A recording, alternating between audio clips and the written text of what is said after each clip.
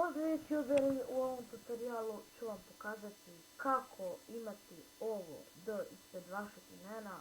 Naprimjer, neko ima, vi ga nemate, neko nema, vi ga imate i tako dalje.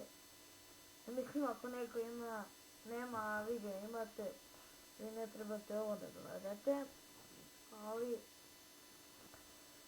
pogledajte, evo ovdje imate ovo. Sad, ja ću ovo da stavim u descriptionu, tako da ćete vi moći da kopirate, da stavite ispred vašeg imena kao i ja. Ali ako to neko drugi ima, vi ga nemate, nema potrebe da uzimate iz descriptiona, možete uzeti od nekog, na primjer on, kliknem na njega ovdje i samo kopiram. Copy. I sad odem ovdje, tu, ovo brišem, stisnem desni klik i paste.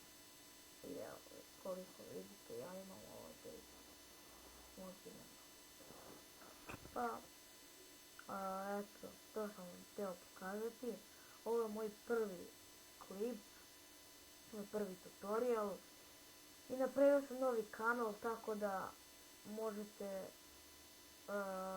gledati i pratiti, obavezno like i subscribe ako se sviđa video i vidimo se u sljedećem tutorialu. Ćao!